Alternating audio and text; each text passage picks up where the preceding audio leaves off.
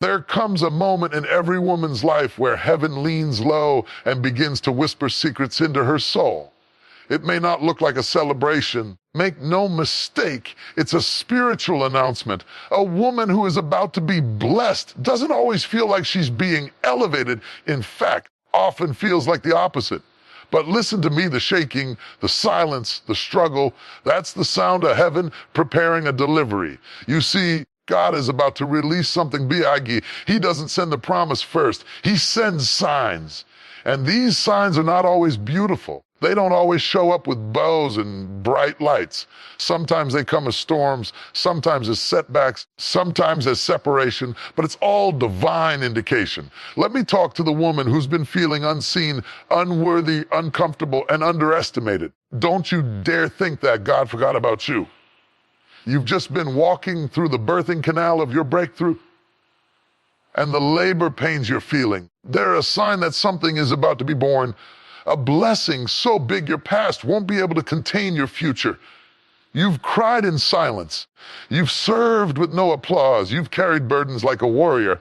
But now God is showing you 7 prophetic signs that something is about to shift. If you've been wondering why life has gotten heavier, lonelier, or more intense, pay attention. These are not punishments, they are previews. Sudden isolation, God pulls you away to protect what He's planning.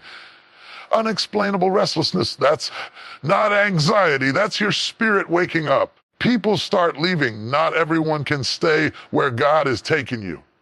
Doors close without warning, close or divine direction. New ideas stir in your heart. The blessing comes with fresh vision. Spiritual attacks increase. The enemy only fights what he fears. Your faith gets tested deeply because big blessings require strong roots. Your discomfort is not dysfunction, it's development. The woman you are becoming can't live in the patterns you're leaving. So don't despise the signs, discern them. Don't fear the storm, face it. Don't shrink in the silence, stand still and see the salvation of the Lord. Before the floodgates of heaven open, before the miracle manifests, before the doors swing wide in your favor, God always sends signs. But these signs are not always grand or glorious. They are not written in the clouds or shouted through a microphone. They often show up in the subtle shifts, the quiet discomforts, the sudden changes that make no sense to the natural mind, and yet they speak volumes in the spirit.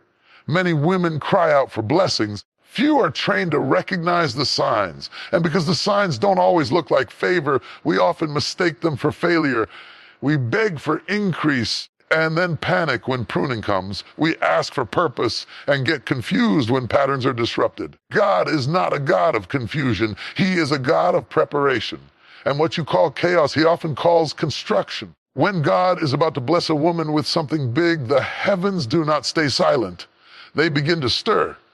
There's a shifting in the atmosphere. The same way the earth trembles before a mighty storm, the spiritual realm begins to move when destiny is on the horizon. If you are only looking with your natural eyes, you'll miss it. You'll call it a breakdown when it's actually a buildup. You'll name it a curse when it's actually a course correction. God never delivers destiny without giving you clues. He gives you spiritual indicators, divine whispers that say, "Daughter, get ready. I'm about to do something." But these whispers don't always come in comfort. Sometimes they come in isolation. Sometimes they come through rejection. Sometimes they show up in closed doors and uncomfortable stretching. But here, this discomfort is often the first sign of divine movement. Think of a woman in labor. Before the child is born, there is pain, there is pressure, there are signs. Her body shifts, her water breaks, contractions begin, and no doctor is needed to tell her that something is about to change because her body speaks the language of delivery. In the same way, when you are about to birth something in the spirit, your life begins to send signals. God sends signs not to scare you, but to prepare you. Some of you have been praying for God to enlarge your territory, and now you're wondering why the people around you are shrinking, why the phone calls have stopped, why the support has gone silent. But could it be that God is making room for the blessing? Could it be that the people leaving are not subtracting from your life, but subtracting the weight that would have held you back from your next level? Others are asking God for elevation, and now all you see is loss. The job is gone. The finances feel unstable. The routine you clung to has been interrupted. What if I told you that elevation often requires elimination? What if the things you lost were never meant to survive the blessing that's coming? Sometimes God has to clear the stage before he reveals the next act of your life. God is strategic. He doesn't waste a move.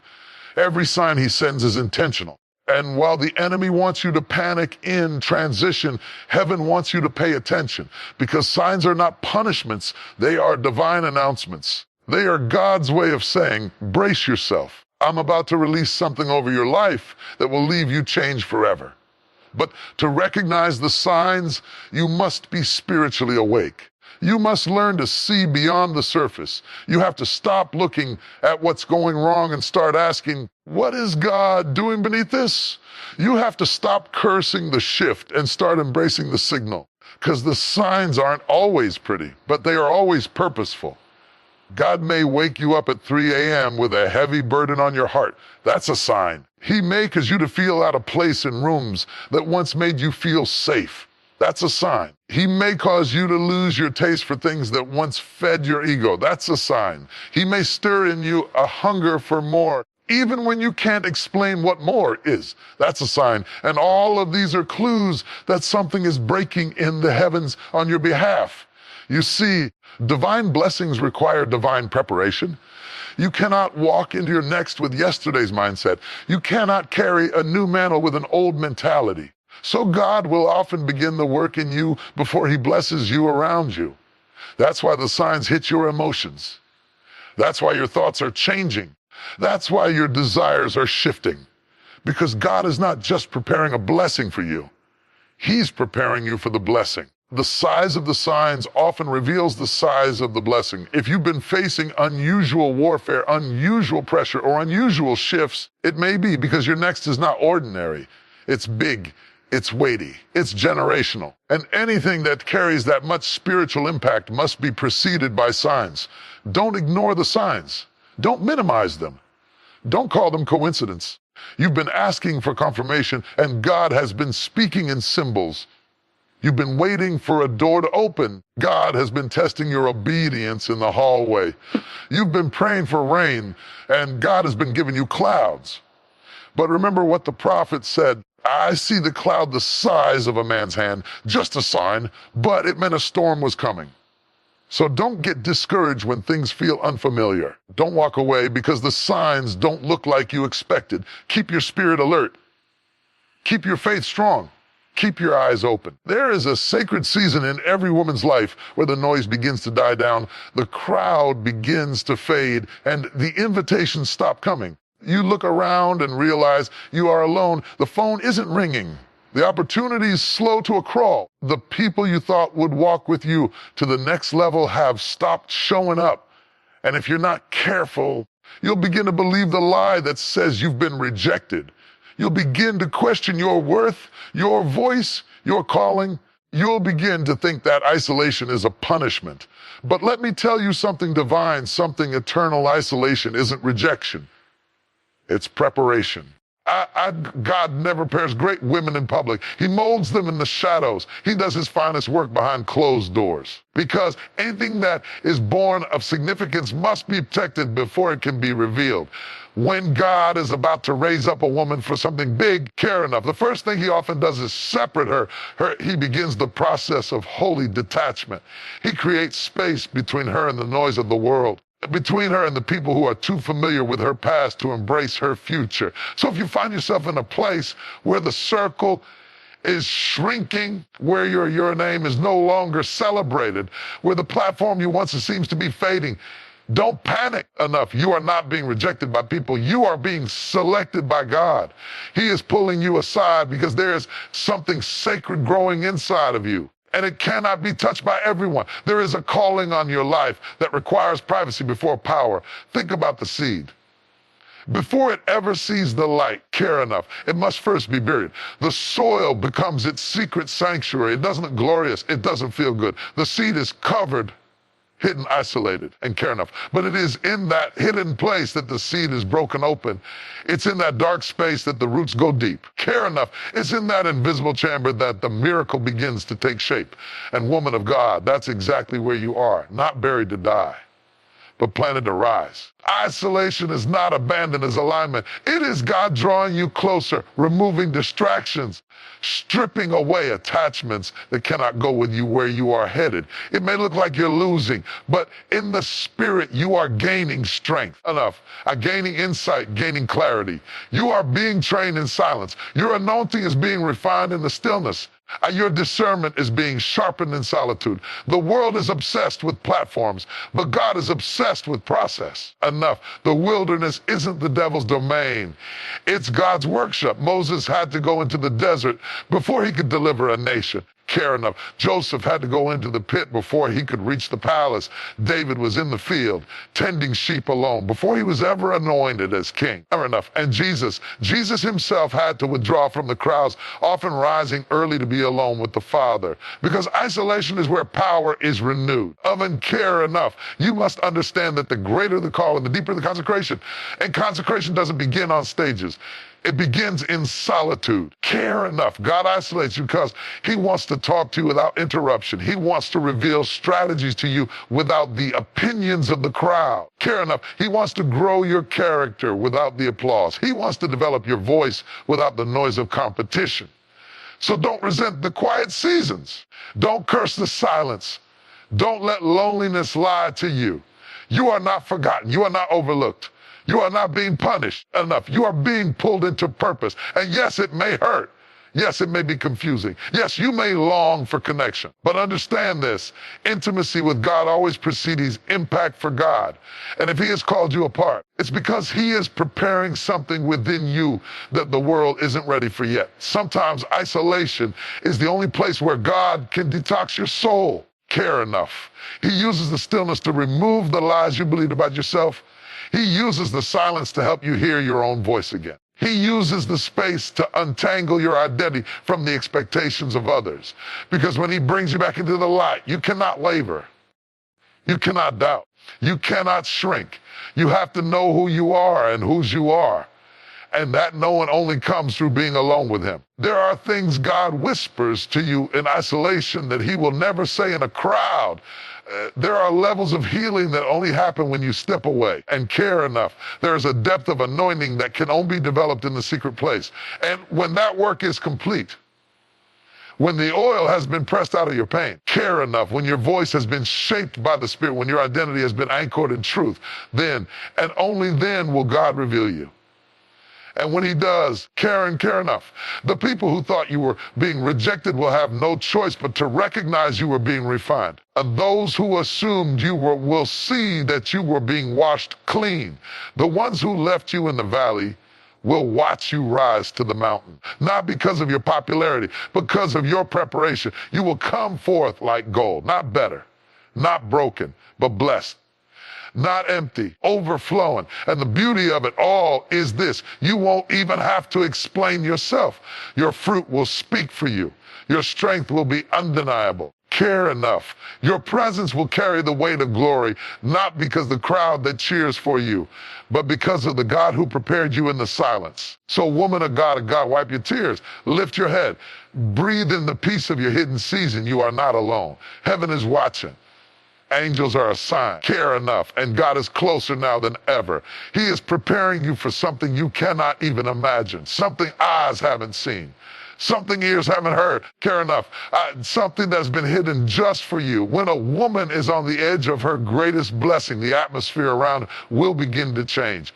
Not in peace. Care enough. Not in comfort. Not in calm, but in chaos. All of a sudden, things start falling apart. People act out of character. Emotions run high. Fear creeps in. Care enough. Confusion clouds the mind. It may feel like life is spinning out of control, but in the spirit realm, it's not chaos. It's a clue. I challenge enough. And Karen, it's not an accident, it's an alarm. You're not under random attack. You're on the verge of breakthrough. Anchor enough. Because whenever heaven is about to deliver something powerful, hell gets nervous and warfare intensifies.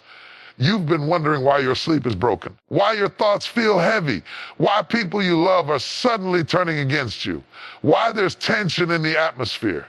Let me tell you why. It's not just emotional, it's spiritual. You are under surveillance by the enemy because what's inside of you poses a threat to the kingdom of darkness. Care enough. You are carrying purpose. You are moving into position. You are growing, shifting, elevating. And the enemy knows he can't stop what God has already approved. So what does he do? He sends warfare. And let me tell you something about spiritual warfare. It doesn't knock politely. It barges in.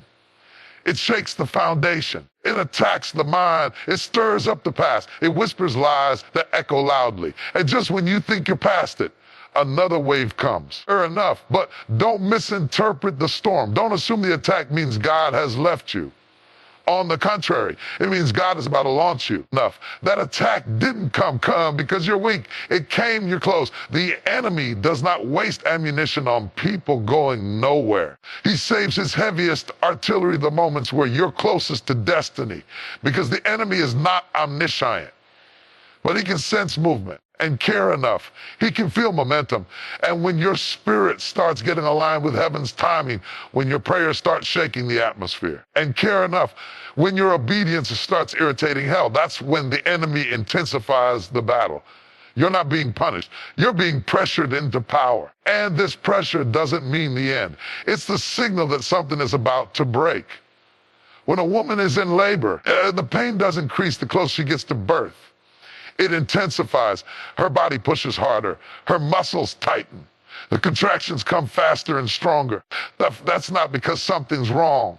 It's because the baby is almost here. And spiritually, it works the same way.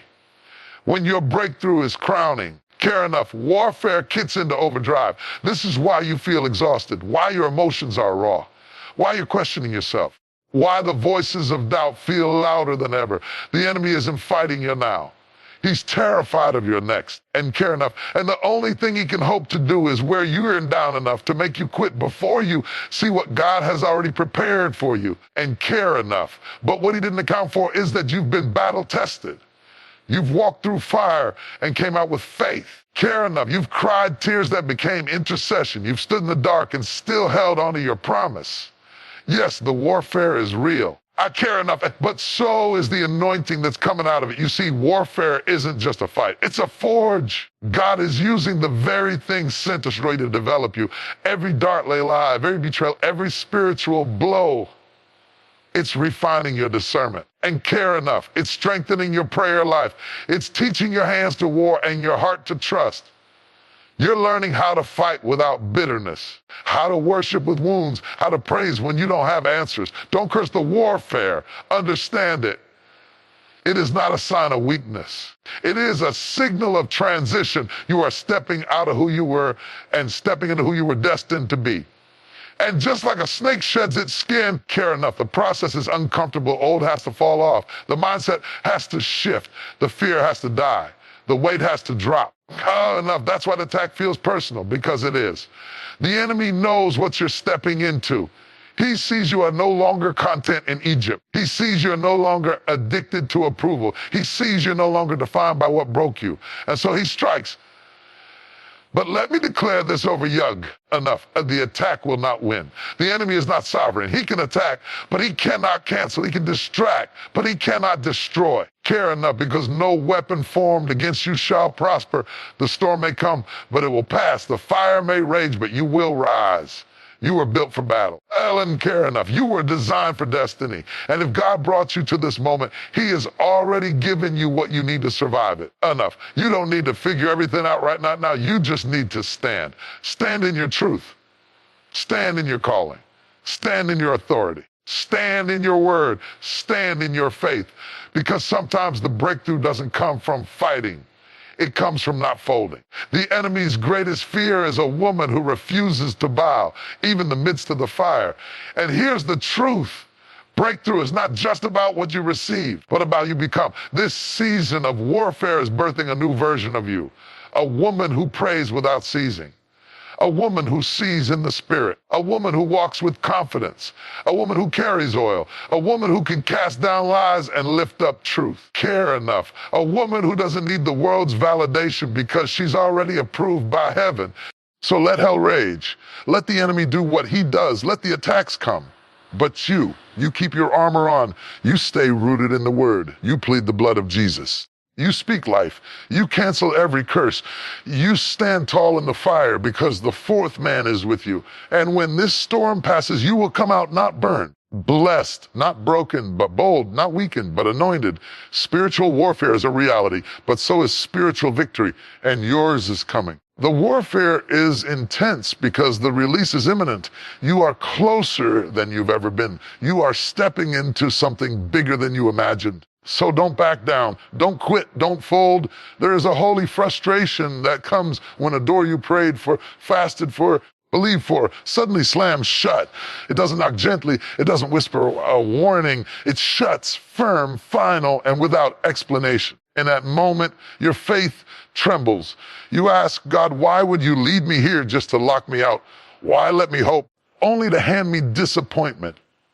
We serve a God who sees what we don't, who knows what we can't, who looks into the future and guides us with wisdom, convenience, and because he's sovereign, he will sometimes let the door you want remain closed so he can lead you to the door you actually need. The denial isn't punishment. It's protection. The no isn't cruel. It's a course correction. And the sooner you stop staring at what didn't open, sooner you'll see what is being unlocked before you. You may be thinking, but I thought this was it. You had peace. You had alignment. You had confirmation, or so you thought. But faith doesn't mean familiarity. And just because something looked good doesn't mean it was God. You can pray for an opportunity and still not be prepared for the outcome of that yes. So sometimes in his mercy, God says no, not because you're not worthy, because the room behind that door would have crushed what he's cultivating inside of you. And listen, God doesn't waste movement. He allowed the door to close. It was deliberate. He shut it before it could delay you. He ended it before it could empty you. He said no before it could destroy what he put in you, because purpose isn't always built on the path of your preferences. Sometimes it's born in the frustration of detours. Let's be honest, closed doors hurt. They confuse. They shake your faith, especially when the door felt custom made for you. The relationship, the job, the ministry, the partnership, the home. You walked up to it with full confidence only to hear silence or worse, a flat no. And in that moment, it's easy to think you've measured God. What if I told you that closed doors are sometimes the clearest direction you'll ever receive? When God closes a door, he often doesn't explain. He simply redirects. He doesn't always give you a full map, just enough light for the next step. But it's in that step that purpose unfolds. Closed doors train your discernment. They mature your vision. They force you to seek the face of God, not just the hand of God. They separate what's good from what's God ordained. And don't confuse delay with denial. Just because a door is closed now doesn't mean it's closed forever. Some doors are closed because the timing is off. You're ready in heart, but not yet in maturity. You have passion, but not yet precision.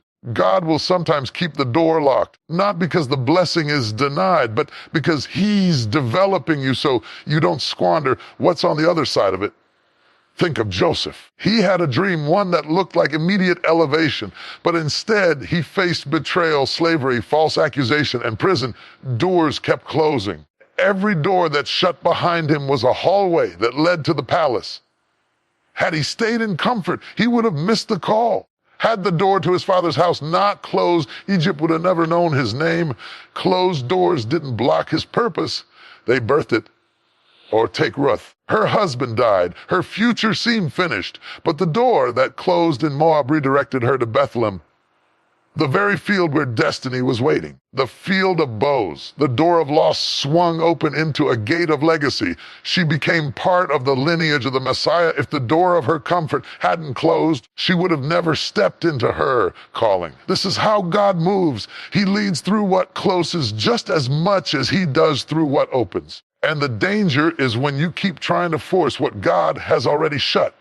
Some of us are bruised not because of what the enemy did, because we kept throwing ourselves against a door that heaven already locked. You kept texting, kept reaching, kept begging, kept reapplying. Door kept saying no, not to harm you, but to heal you from what you can't yet see.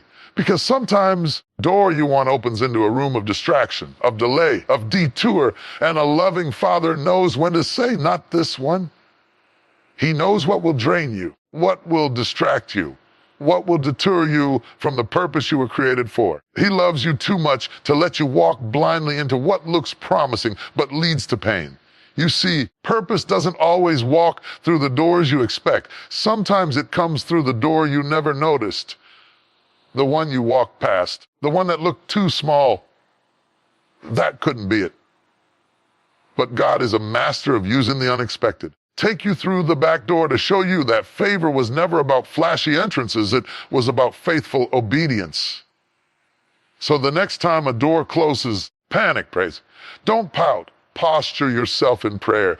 Ask God not just to open what you want, but to align you with what he has appointed. Ask him to close any door, no matter how beautiful it looks, if it's not tied to your purpose. Trust his no. His redirection is proof of his protection. And if you can stop mourning over what didn't open long enough to look up, you'll see a new door just ahead. One tailor-made, one no man can shut. One that leads not to temporary applause, but eternal assignment. Before the world ever sees the change, before people ever recognize the shift, before the fruit ever blossoms on the branches, God begins the work within, not on the stage, not in the spotlight, not through applause or accolades. No. The transformation begins in the quiet chambers of the soul, in the secret battles that no one claps for, in the decisions you make when no one is watching. The transformation begins within first. We live in a world that obsesses over the outside. We chase appearances. We crave validation. We try to change our environment, our relationships, our jobs, our social circles, thinking that if we rearrange the outside, something on the inside will finally feel whole. But God doesn't work from the outside in. He transforms from the inside out. If your internal life doesn't shift, your external life will always go in circles. Because wherever you go, you take you with you. The most powerful breakthrough is not a promotion, not a new house, not a title. It's a renewed mind. It's a healed heart. It's a delivered soul. That's where God begins his masterpiece. Not in places, but in people. Not in buildings, but in the inner being of the woman he's called and chosen. Don't be fooled. Real transformation is messy. It starts in pain. It gets uncomfortable. Because the truth is, before God elevates you publicly, he will excavate you privately. He'll dig deep, pull up roots of bitterness, break old patterns, and confront lies you've lived under for years. You'll begin to lose your taste for things that once satisfied you. You'll stop laughing at things that used to make you giggle. You'll find yourself craving silence more than noise, stillness more than chaos, truth more than popularity. That's not depression. That's divine development. God begins to peel back the layers, not to shame you, but to shape you. He exposes what's been hiding under the surface, insecurities, fears, ego, pride, trauma, not to destroy you, but to deliver you. Because he cannot bless who you pretend to be. He blesses the real you, the raw you, the surrendered you. And when he begins that internal transformation, it can feel like your world is falling apart. You'll start losing interest in conversations that lack depth. Your circle may get smaller. The things that once gave you comfort might start to feel shallow. That's because God is upgrading your spirit, and when your spirit elevates, your atmosphere must shift. You might not see it right away. There may not be any outward evidence, but deep down, something is stirring. Something is healing. Something is being rebuilt. You're not where you want to be yet, but you're also not where you used to be. And that in-between space, that's sacred. That's holy ground. That's the proving ground for transformation. We love the word breakthrough. But real breakthrough starts beneath the skin. A woman who has truly been transformed doesn't need to announce it. Her presence speaks. Her energy is different. Her perspective is elevated. She no longer reacts from the same broken place. She no longer chases the same things. She doesn't need validation because she walks in revelation. She doesn't have to beg for love because she's learned how to receive it from God first. You may be in a season where you feel like nothing is happening. You're not getting the calls. The doors aren't opening. The results seem slow. But what if I told you that this is the most important season of your life? Because what God is doing in you is preparing you for what He wants to do through you. And if you rush the inner work, the outer breakthrough will break you. Think of a tree. Before it bears fruit, it grows roots. The deeper the roots, the stronger the tree. The healthier the foundation, the greater the harvest. You can't see the roots, but that's where the real power lies, in the hidden places, in the uncelebrated process, in the daily discipline no one claps for. Just like that tree, your transformation is taking root. God is not just trying to change your life. He's trying to change your lens. He's shifting your identity from wounded to whole, from insecure to unshakable, from fearful to faith-filled. And that transformation doesn't come through a single sermon or an overnight miracle. It comes through consistent surrender, through daily yes to His will, through every broken prayer you whisper when you feel like giving up. You don't need to impress people. You don't need to perform. You don't have to fake strength. God is not looking for perfection. He's looking for posture. A woman who will lay down her pride and say, God, start with me, not my bank account, not my platform, not my followers, me, my heart, my mind, my attitude, my soul, changing from the inside out. And when you let God in, everything changes. Not overnight, but certainly over time. You begin to walk lighter. You begin to speak differently. You begin to set boundaries without guilt. You begin to attract what aligns with your healing. You stop repeating cycles and start building new patterns. You begin to trust God with your process, not just your promises. People may not understand it. They might say, you've changed. And that's exactly the point. Because when God transforms you, you can't stay the same. You can't keep shrinking for comfort. You can't keep pretending to be who you were when God is trying to birth who you are. There is a version of you that is so powerful, so peaceful, so purposeful, but she can't emerge until the old one is released. So stop